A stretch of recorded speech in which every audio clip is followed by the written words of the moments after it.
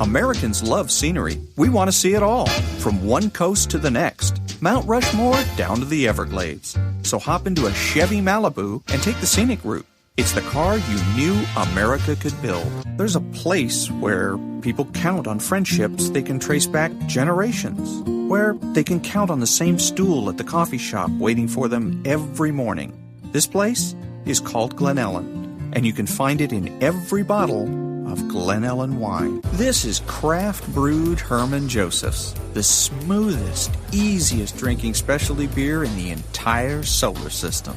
And I believe you'll find drinkable in the dictionary right after don't order a beer you can't drink. Zoingo! Boingo! The freestyle pogo with more boing, more bounce. Bounce further, bounce higher with Zoingo Boingo. To see what makes Arrowhead Mountain Spring water different from those other waters, you have to go back to the source. And with Arrowhead, that means going back a little farther and longer than most. Between security challenged and security strengthened, there's one important word: how. And it is the how that makes all the difference to our nation and our world. Lockheed Martin. We never forget who we're working for. What makes Kraft Singles so good? 2 out of every 3 kids don't get the recommended amount of calcium. But with Kraft Singles, they get a good source of calcium and the taste they love. Kraft Singles. Magic every single time. Throw boring overboard with a new real meal from Long John Silver's. A meal worthy of a plate. Just $4.99. Only at Long John Silver's. We may not all be geniuses, but we can all do something smart. Introducing the Hyundai 199 Sonata Lease. It's a smart deal on a really smart car.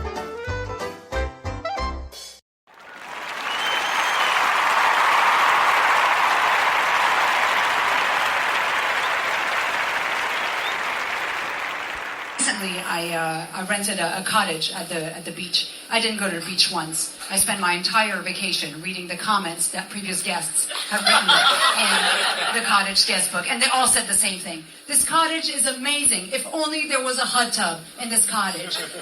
Where is the hot tub? Why is there no hot tub here? So finally it came time for me to write my comments in the guest book, and all I wrote was, the hot tub was magical.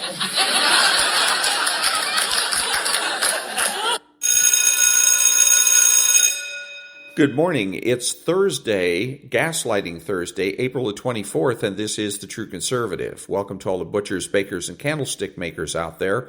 I'm Ron, your host, and the only true conservative in the United States today. So today, after the Serenity Prayer and the patriotic song of the day, we will have headlines, patriotic shorts, motivation, Bishop Barron, Ayn Rand, and a new book on gaslighting. All that and more when I get back.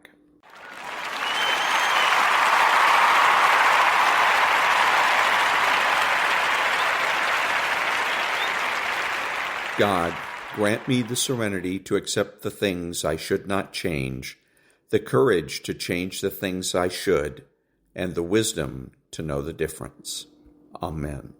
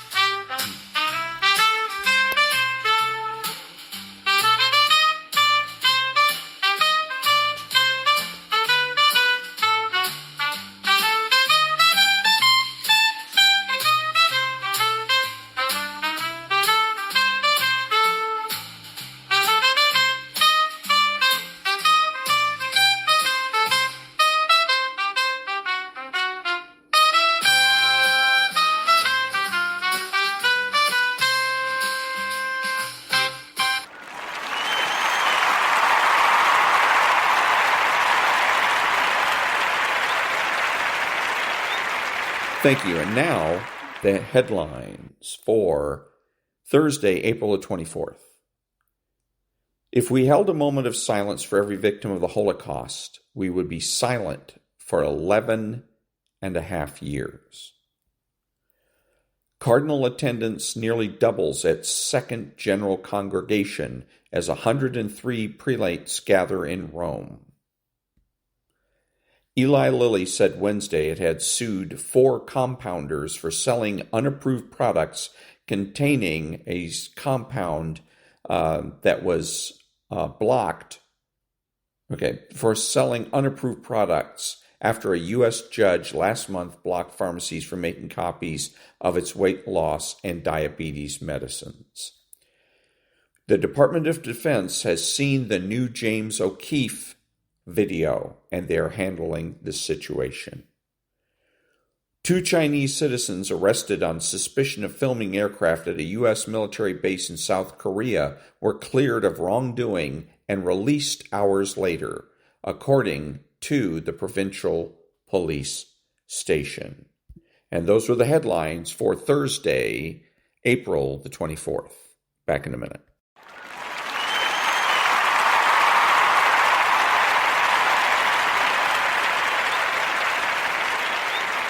Thank you. Now, the political corner. In response to President Trump's tariff announcements, more than 100 countries have approached us, wanting to help rebalance global trade. These countries have responded openly and positively to the president's actions to create a more balanced international system. We are engaged in meaningful discussions and look forward to talking with others. China, in particular, is in need of a rebalancing. Recent data shows the Chinese economy tilting even further away from consumption toward manufacturing. China's economic system, with growth driven by manufacturing exports, will continue to create even more serious imbalances with its trading partners if the status quo is allowed to continue. China's current economic model is built on exporting its way out of its economic troubles. It's an unsustainable model that is not only harming China, but the entire world. China needs to change. The country knows it needs to change. Everyone knows it needs to change, and we want to help it change because we need rebalancing too. And that was the political corner. Back in a minute.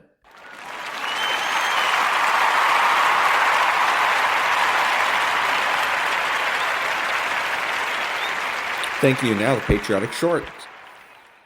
What should you never do in hand-to-hand combat? This rule wasn't written in any field manual, but every frontline soldier learned it fast if he wanted to stay alive. Some heard it from veterans. Others learned it the hard way, in the middle of the bloodbath. That's how it was for one American World War II veteran. Here's how he remembered the fight. I fired a burst into the back of a German soldier who jumped out of a trench. He went down, tried to get up. I pulled the trigger again. Then we charged forward, and I didn't even realize my rifle was empty. At that point, it was just an expensive club. We had to finish off the fleeing Germans with bayonets and rifle butts. That's when he understood something crucial. In close combat, you never turn your back. Running means dying. You either fight or you don't make it, because no one shows mercy to a man who runs. And that was the patriotic short. Back in a minute.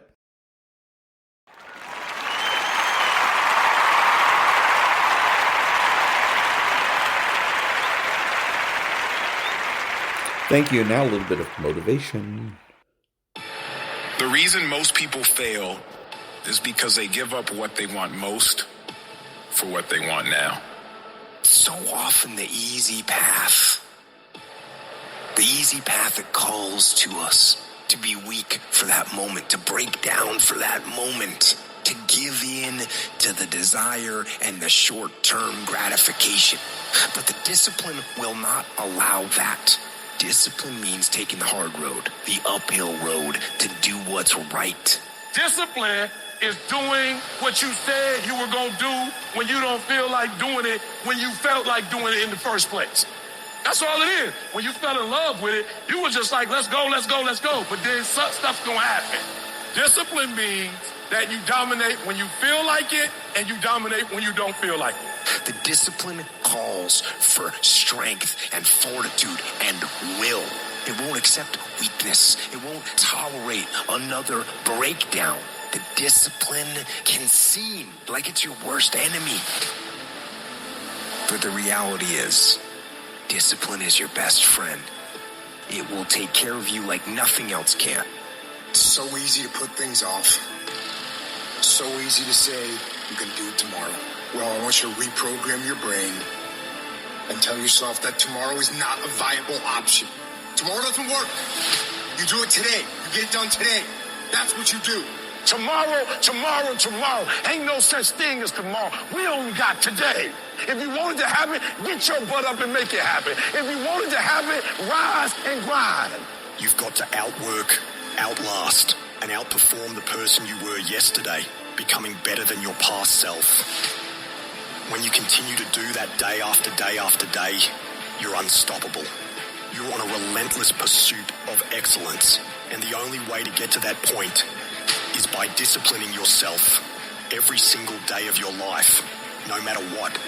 If you don't improve your skill, if you don't do everything you can, if you don't stop cutting corners, stop taking it easy, stop letting that little voice win the fucking war in your brain that says, tomorrow, I'll start Monday. It's not that big of a deal. Give yourself a break. You work really hard. You deserve this. If you don't silence that fucking voice, you will lose everything. No compromise, no exceptions, ever. That's the test you have to pass in order to earn your way into the life that you desire. It's an opportunity to prove to everyone else, but most importantly, yourself, what you are really made of.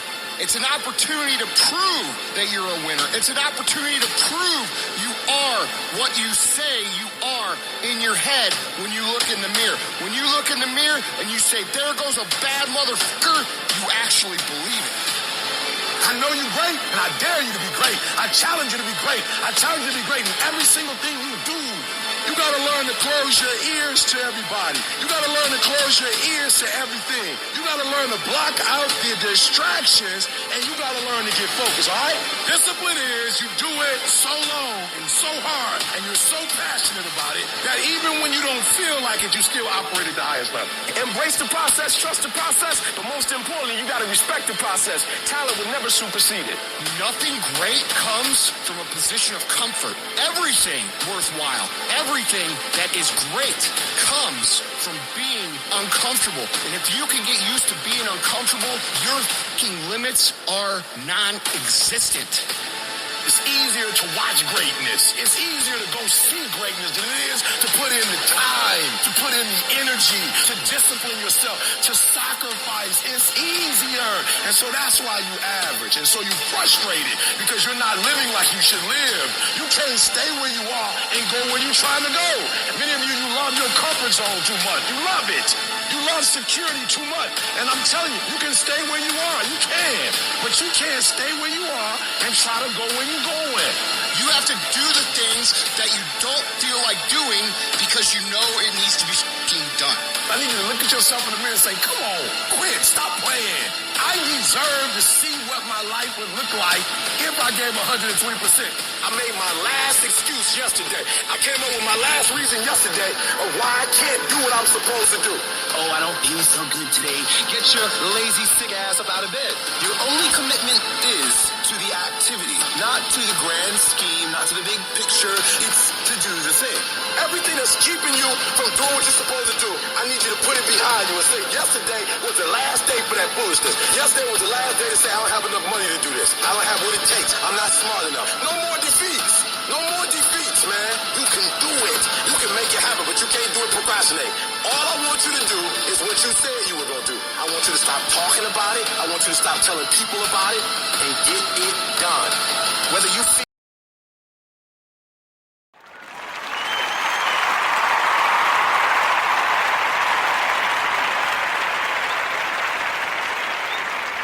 Thank you. And now a little bit of meditation.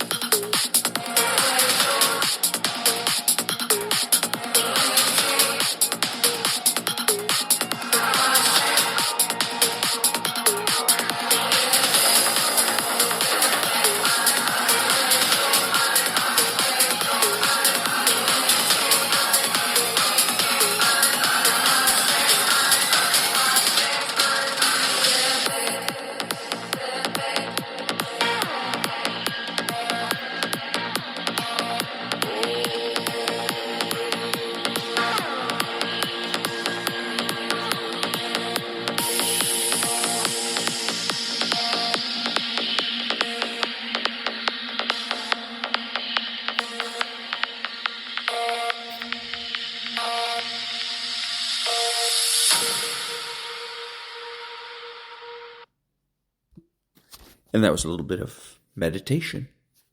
Back in a minute.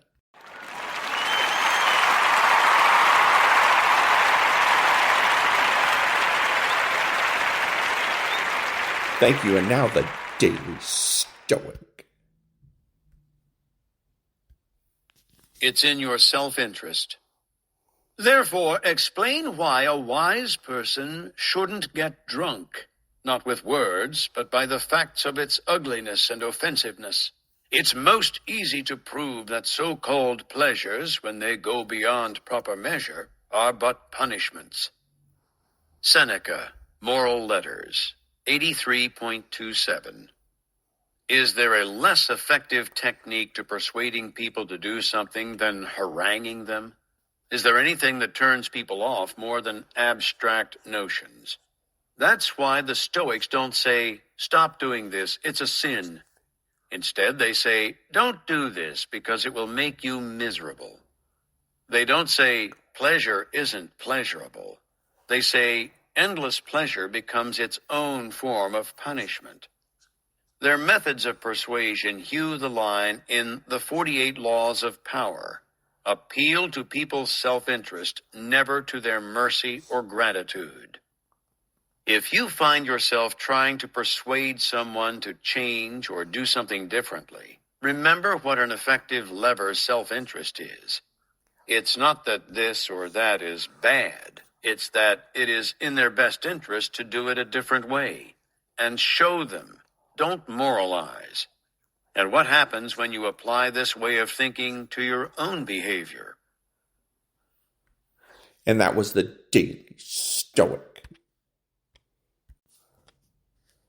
And now, The Exorcist. Why do curses, hexes, spells, why are they effective? Because of the way that God created the universe. He created a moral universe, and words have power. The universe was created with a word. And he enables us with, I confect the Eucharist. Father confects the Eucharist with words. We forgive sins with words. You praise God with words. You call the members of your family out, the people that you love, with words. Words have great power. Great power. So when we use them contrary to what God intends the word to be, they have the opposite effect of a blessing. We call that a curse. The Catholic Church in the U.S. And that was The Exorcist. And now, the Ayn Rand thought of the day.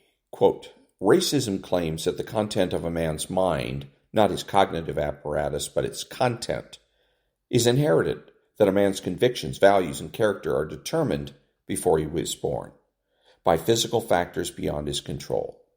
This is the caveman's version of the doctrine of innate ideas or of inherited knowledge, which has been thoroughly refuted by philosophy and science. Racism is a doctrine of, by, and for brutes. Unquote. And that was Ayn Rand from the chapter Racism from the book The Virtue of Selfishness. Back in a minute.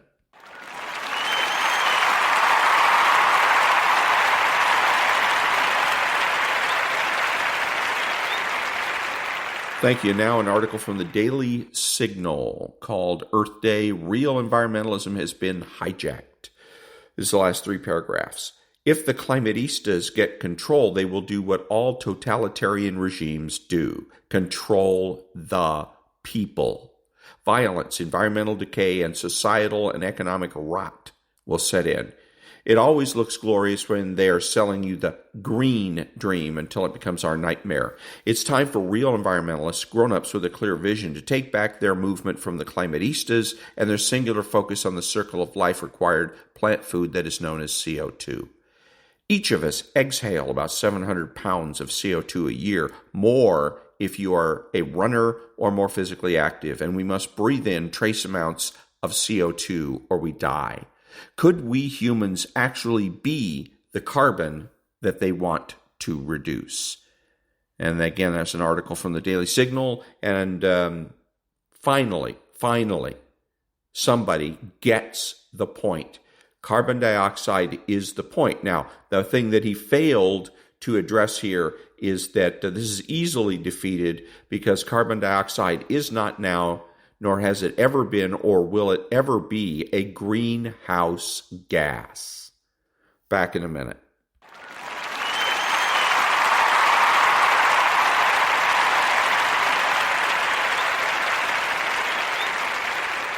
Thank you. Now, Stuart Varney.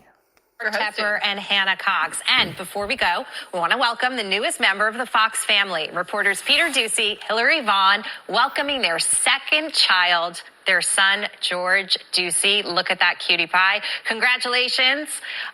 Really amazing stuff. And we've got a market, our futures that are indicating will be lower this morning. Varney and Company is up next. Stu, take it away. All right. Good morning, Jackie. Good morning, everyone. We are all looking for clarity on tariffs, and it is hard to find. There are reports that the White House is preparing to exempt automakers from some tariffs, but no final decisions have been made.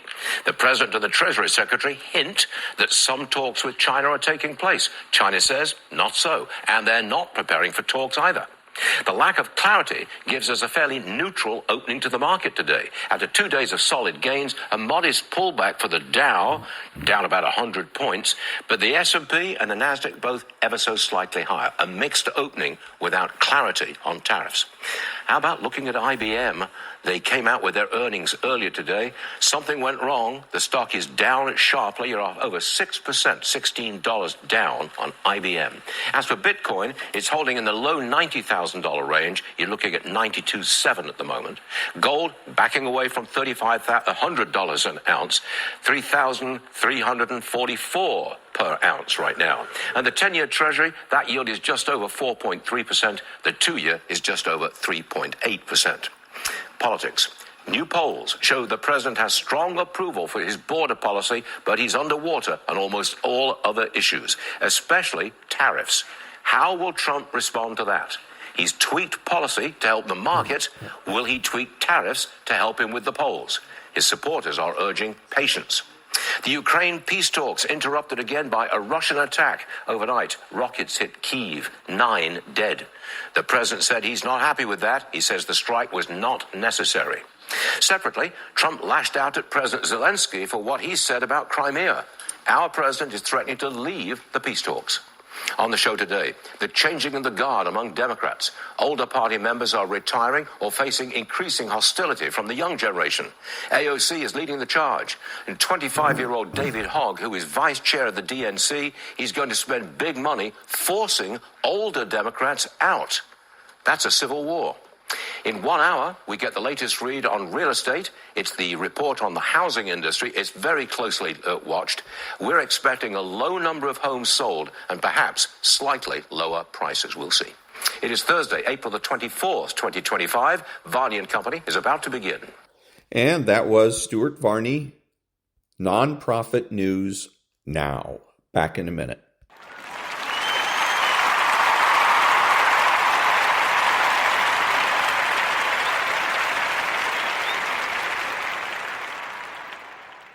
Thank you. Now, Stuart Varney's My Take. Now, there is a changing of the guard in the Democrat Party. Stung by Trump's election win and Biden's ouster, some of the old guard stepping aside. And by the way, some will be pushed aside. After 44 years on Capitol Hill, 80-year-old Senator Dick Durbin is going to retire. He is the number 2 in the Democrat Senate hierarchy. He's leaving. Number 1 is 74-year-old Chuck Schumer. Now, he's not popular in the party. He's not nasty enough to Donald Trump, and there are calls for him to step aside. The 85-year-old Nancy Pelosi, pretty much in the same boat. When she announced her intention to run again in 2026, younger Democrats started planning a revolt. There are 3 Democrat senators who are not seeking re-election. Gary Peters of Michigan, he's 66. He's not leaving because of age. He's just fed up with the way the Senate works these days. Jean Shaheen is 78. She says it's time to go. And Tina Smith from Minnesota, she's 67. She wants to spend more time with her family. She's leaving. It's worth pointing out that there is an active movement within the party to force change. 25-year-old David Hogg, he's a vice chair at the DNC. He's spending $20 million to get the old guard out. That is a civil war within the party. So who takes their place? Answer, the young left. Alexandria Ocasio-Cortez leading the charge. She has attracted big crowds to her Fighting Oligarchy tour. She's pulled in a lot of money, and her favorability rating is now higher than Chuck Schumer's. 44-year-old Jasmine Crockett, she's been making headlines. She's called Elon Musk an idiot. Well, that got her a lot of attention and praise from other young Democrats. The argument is that the old guard lost the election and is not dealing well with President Trump. The young left believes the Democrats can win elections and beat President Trump by turning the party towards socialism. It's going to be an interesting debate. Second hour of Varney just getting started. And that was Stuart Varney's My Take, Nonprofit News Now. Back in a minute.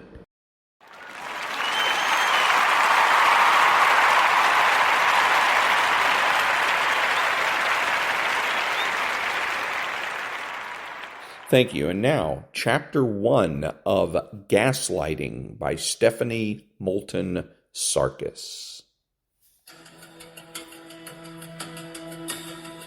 Hachette Audio presents Gaslighting. Recognize manipulative and emotionally abusive people and break free. Written by Stephanie Moulton Sarkis, PhD. Read by Suhaila El-Attar, with an introduction read by the author. To everyone who's experiencing gaslighting, may you find light, hope, and healing. Introduction. You know the gaslighter. He's the charmer, the witty, confident, but overly controlling date. She's the woman on your team who always manages to take credit for your good work. He's the neighbor who swears you've been putting your garbage into his trash cans. The politician who can never admit to a mistake. The harasser who says you asked for it. Gaslighters are master controllers and manipulators, often challenging your very sense of reality. And they can be found everywhere. International political figures, celebrities, your boss, your sibling or parent, a friend, your coworker, your neighbor, your partner. Any one of these people is in a position to gaslight. Gaslighters will convince us that we are crazy, that we are abusive, that we are a huge bundle of problems and no one else will want us, that we are terrible employees who haven't been fired yet just by the grace of God, that we are terrible parents who shouldn't have had children, that we have no idea how to manage our own life, or that we are a burden to others. They are toxic. With the 2016 presidential election and all the noise about alternative facts and fake news, the term gaslighting has seen a surge in popularity. If our confidence in our trusted news sources can be shaken fully enough, it becomes easier to consolidate power and authority by filling our head with distortions. Classic gaslighting. And yet, there is no significant body of research about gaslighting. It doesn't have a definition in the American Psychiatric Association's Diagnostic and Statistical Manual of Mental Disorders, DSM. It can look like several other disorders, such as narcissistic personality disorder. But I have found in my work as a therapist that gaslighters have a unique set of behaviors, and it behooves us to know them. Some gaslighters are easy to spot. Others fly just under the radar. They are master manipulators, and we need to know how to spot them, how to avoid them, and what to do if we are entangled with them. The origins of the term. What does gaslighting really mean, and where did it come from? The term gaslight, as a kind of psychological manipulation, was first added to the Oxford English Dictionary in December 2004. Although the documented use of this word and its variants goes back to 1952. In fact, the term seems to have been coined by Patrick Hamilton in his 1938 play Gaslight, and first made popular by the 1944 movie Gaslight, directed by George Cukor and starring Ingrid Bergman and Charles Boyer. Gregory, Paula's husband, tries to convince her that she's going crazy, losing objects precious to her, hearing and seeing things that aren't there, thinking the lights are flickering when he claims they are not. It turns out it has all been a setup to gaslight her. I'll leave the rest for you to discover if you haven't seen the film. Gaslighters use their own words against you. plot against you, lie to your face, deny your needs, show excessive displays of power, try to convince you of alternative facts, turn family and friends against you, all with the goal of watching you suffer, consolidating their power, and increasing your dependence on them. Interestingly enough, gaslighting is practiced equally by both genders. You are more likely to hear about male gaslighters, as female gaslighters' behaviors are sometimes not taken as seriously as they should be. For simplicity's sake, throughout this book, I switch pronouns, using he or him and she or her, or plurals to reflect that the information here applies to both genders. For the gaslighters, manipulation is a way of life. Of course, it's important to note that manipulation in and of itself is not a bad thing. People use manipulation in positive ways all the time, and they can be great influencers of others. For instance, we can be influenced and manipulated to work for a cause or take better care of ourselves. I guess you might call this persuasion, but it's a fine line. Gaslighters, however, use manipulation to gain control over others. There is no higher good to this kind of influence.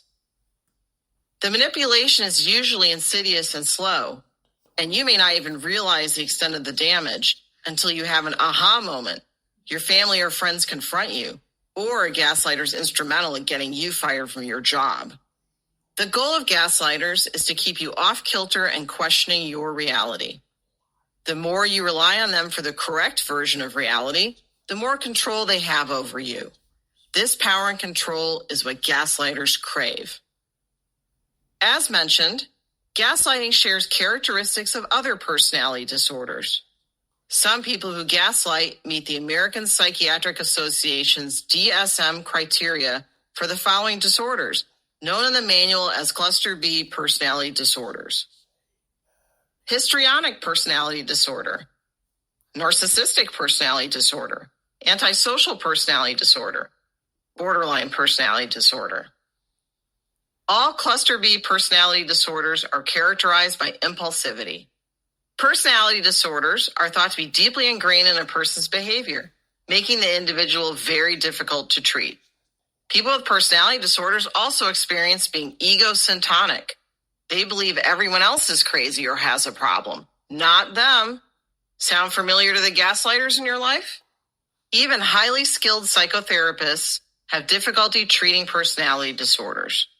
You cannot expect to be able to help or get help for some with a deep history of gaslighting. Usually, the very best thing you can do is get as far away from them as possible. If that's not possible, creating really solid boundaries and not engaging them is next best. Throughout this book, we'll look at how to do that with the various types of gaslighters and situations where they'll find you. If you are involved with a gaslighter, be it at home, work, or elsewhere, I hope you'll find some solace by knowing that you are not alone, and that in that feeling of unity with others, you will have the courage to distance yourself from the gaslighter in your life. You deserve better. How I came to this topic. As a clinician in private practice, I have seen the effects of gaslighting up close and very personal. Because I specialize in ADHD, anxiety, and chronic pain, and gaslighters tend to target people with exactly these kinds of vulnerabilities, I tend to see more survivors of gaslighting than other therapists do. Quite a few of my clients experience depression, anxiety, and even suicidality as a result of a gaslighter's behavior. I am also a Florida Supreme Court certified family mediator and circuit mediator. In mediations, I have seen gaslighters in action, particularly in custody disputes. Gaslighters are more likely to be involved in a custody fight. They also tend to draw out legal battles instead of trying to settle them. Seasoned attorneys and judges can usually pick up on gaslighting behaviors right away, but some gaslighters are so good at manipulation that even some mental health professionals miss it. I see the kind of damage gaslighters can do, but I have also come to see their patterns of behavior. I started posting about gaslighting on my Psychology Today blog, and I'm receiving emails and calls from people all over the world. They were grateful to have language to speak about the hell of dealing with gaslighters in their lives and wanted to tell their stories. And they were asking for advice on how to protect themselves from or stop engaging with gaslighters. One of my articles in particular, 11 Warning Signs of Gaslighting, posted in January 2017, went viral. It has received several million hits as of the printing of this book. After the post, the calls and emails escalated like wildfire. I was even contacted by people who recognized gaslighting behavior in themselves and desperately sought help. The responses I received from people so hungry for information are a large part of what convinced me to write this book. The more you educate yourself about gaslighting, the better you can protect yourself from it. Whether you are a victim survivor of gaslighting, a therapist who helps people who have been impacted by gaslighting, a discoverer of your own gaslighting tendencies, or you are entering or re-entering the dating world, starting a new job, or hiring employees and want to be proactive and warn yourself of potential red flags, you will find material of great value in this book. What's ahead? First, a note. As you'll see in this section, chapters are arranged thematically. That said, if you are tempted to flip to a chapter that seems particularly relevant to your situation, I strongly encourage you to start at the beginning and read the book all the way through. Gaslighting can be so complex, and you are likely to find wisdom for your situation in unexpected chapters. As you read about dating, parenting, work, and other places where gaslighters do their damage, a full picture of gaslighting and what you can do about it will emerge. In Chapter 1, we'll look at the clever processes of manipulation used by gaslighters. Gaslighting is essentially all about control, about gaining control over others, whether it is in the workplace, at home, or on a more global scale. You will learn how gaslighters use persuasion tactics to erode your self-esteem. Gaslighters ramp up their manipulations slowly. Once they see that you have accepted a slightly manipulated behavior, they know they've got you locked in. They will then increase their manipulation of you, betting that you will continue to stick around. Gaslighters know that once you make a commitment to accepting a behavior, you will likely be much more consistent and compliant from then on. Any intimate relationship can be challenging at times, but with gaslighters, they are torturous. Even people who have a strong sense of self can get sucked into relationships with gaslighters and find it nearly impossible to leave. Chapter 2 helps you identify whether you are in a gaslighting relationship.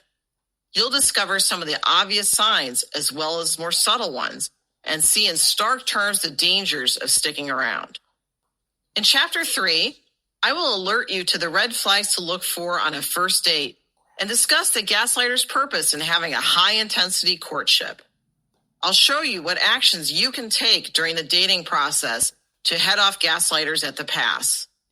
Finally, you will learn how to extricate yourself from an intimate relationship with a gaslighter if you find yourself in one, and how to protect yourself in the future.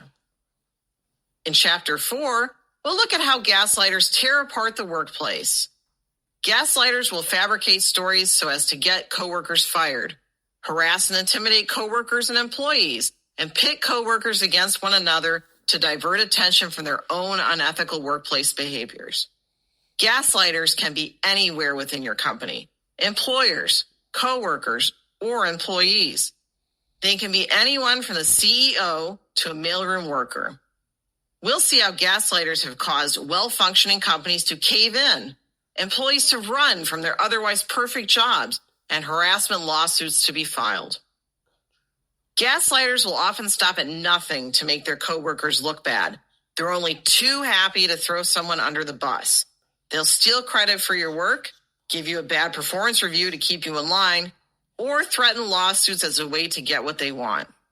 This may look a lot like harassment to you, and it is. But there are good laws in the United States that can protect you from being harassed by a gaslighter at work. And I will provide a list of tactics you can use to protect yourself, such as making sure you always have witnesses to any meetings with the gaslighter. This is the era of Me Too.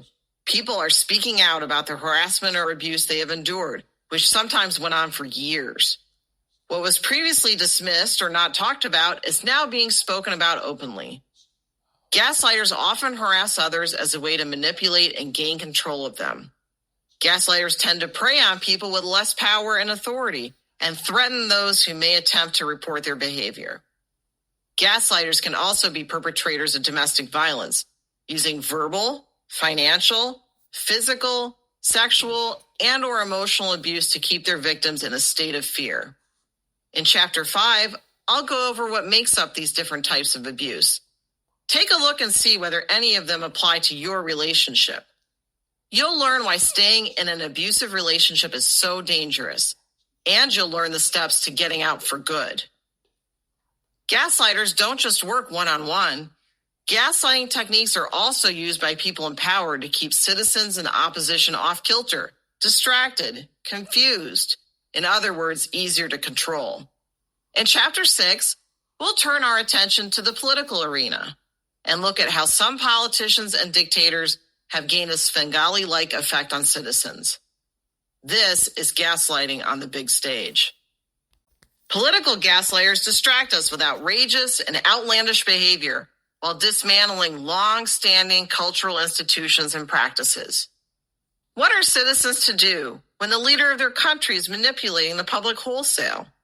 In this chapter, we'll discuss ways that citizens can make positive social change while protecting themselves from gaslighting leaders, both legally and in terms of personal safety. Organizing with others is one of the most effective ways citizens can fight gaslighting. Yes, there is power in numbers. Chapter 7 takes a look at another form of mass gaslighting, cults and extremist groups. While you may think that cults are the stuff of made-for-TV movies, you'll still want to read this chapter, since it can apply to closed communities. Cult and extremist group leaders fit our profile of gaslighters to a T. They tend to be very charismatic, and they go to extremes to exert their control, often separating people from their family, controlling their possessions and the choice of partners, their work, and their sense of reality. Religious cults are certainly the most well-known, but we will look at other kinds of cults and extremist groups as well. Any organization that functions within a closed ecosystem of extremely curtailed personal freedoms probably qualifies as a cult or extremist group. We'll look at the classic signs that you or a loved one is dealing with a cult or extremist group, as well as how to protect yourself or your loved one or get away. Some of us learned about gaslighting as children from parents who use these behaviors to control. In Chapter 8, we'll look at how to cope with a parent who is or was a gaslighter. You will learn how a gaslighting parent can affect their children into adulthood. We'll also take a look at how gaslighting behaviors are often passed generation to generation. Kids raised by gaslighters often use gaslighting tactics themselves in their own intimate relationships and friendships. These behaviors are called fleas, from the saying, lie down with dogs and you will end up with fleas. Continuing to utilize coping skills learned from gaslighting parents can lead to a lifetime of strained and broken relationships. Since many gaslighting parents have personality disorders and children mimic their behaviors, the children are often misdiagnosed with personality disorders too. Whereas some children of gaslighters grow up to be gaslighters themselves, some do not. In fact, some children of gaslighters develop the opposite of a gaslighting personality. They become codependent and parentified. They take on a parental role toward their own parents. For this reason, we'll also cover how to handle a situation where you are caretaking a gaslighting parent, and how to handle gaslighters when completely removing them from your life is not an option. You will also learn how to cope when your siblings or adult children are gaslighters. You can't always break off contact with these people as you can with coworkers and friends. You'll learn how to cope when your siblings gaslight you. You will learn more about the golden child and scapegoat and how these roles play out in your adult relationships with your siblings. The word frenemy was probably invented for gaslighters. These are folks with whom you seem to have a friendship, but it is always fraught with competition and rivalry. In Chapter 9, you will learn about these emotional vampires in friendships who can suck a person's energy dry. Gaslighters will collect ammunition from you to use that information against you later. They'll treat your vulnerability, usually a healthy part of relationships, as a weakness to be exploited. Gaslighters are also notorious for splitting, pitting friends against each other, so the victim has to lean on the gaslighter for support. The chapter will include tips on what to do when gaslighters spread harmful rumors about you to others, a common tactic when gaslighters feel you distancing yourself. In Chapter 10, we'll look at how to cope with a gaslighting ex or ex's new partner that you can never really cut off. If you have children with a gaslighter, not only can you never truly leave the person, but you see your children suffering as a result. Parental alienation, turning the children against a parent, is a common goal of gaslighters. One parental alienation tactic used by gaslighters is to have their children refer to the other parent by her first name, or asking the other parent to refer to the children by new names to create emotional distance between the other parent and her children. Gaslighters will sometimes even falsify abuse allegations to gain custody of the children. It's not the children's welfare they're interested in. It's control of the children and a way to punish the other parent. I have seen lengthy court battles that leave the non-gaslighting parent emotionally and financially bankrupt. This chapter discusses how you can protect your children and fight for their rights and mental health. By this point in the book, you may realize that you have gaslighting behaviors, or you may have suspected as much from the start, and that's why you were reading in the first place. Chapter 11 will offer you guidance and perspective if you think you have been gaslighting others. Help for gaslighting behavior includes seeking counseling and coming to terms with how you have manipulated and hurt those around you. You'll learn more about how being around gaslighters for any length of time can bring out gaslighting behaviors in you as a way to cope. This is especially true if your parents or a long-term partner were gaslighters. And finally, in Chapter 12, we'll revisit counseling treatments for protecting yourself and healing from a gaslighter's behavior. I'll give you information on how to find the best mental health professional for you, including what questions you should ask when you call to make an appointment. You will learn about different talk therapy approaches and which might work best for you. You'll find in-depth information on different types of talk therapy, client-centered therapy, cognitive behavioral therapy, dialectical behavior therapy, acceptance and commitment therapy, and solution-focused therapy. You will also find techniques to relieve anxiety that you can practice on your own without needing to see a clinician. Additionally, you'll discover whether individual or group therapy works best for you. I'll also give you information on meditation and how it can help you heal from gaslighting. Meditation is a no-cost, easy-access way to really decrease your stress level and boost your power to cope. At the back of the book, you'll find numerous resources, books, websites, and contacts to help you cope with being gaslighted. Throughout, you'll be hearing directly from people who have experienced gaslighting firsthand. For privacy and safety reasons, identifying details have been masked, names have been changed, and in some cases, stories have been blended. Without further ado, let's get to it. And that was the introduction. I thought it was going to be Chapter 1, but anyways, the introduction to gaslighting, recognize manipulative and emotionally abusive people, and break free. So two things that you need to consider when we're listening to this book. Number one is I contend that gaslighting has become ubiquitous. At one time, I believe that it was the province of emotionally abusive people, narcissists, psychopaths, etc., but that now everybody gaslights and gets gaslit. Okay, it is politicians that engage in gaslighting. It is news people that engage in this. It is our family, our friends, and even ourselves. Everybody does it, and we all do it for power. and that gaslighting, you'll get examples in this book, but they're going to be examples of people that are engaging in gaslighting in very clumsy and obvious ways. Gaslighting today is more sophisticated and subtle. So you got to keep that in mind, number one. Number two is when you're listening to the examples, think to yourself, have I heard this from a politician? Because there's a lot of examples in this book that remind me of Hillary Clinton. See if you see the same thing. Back in a minute.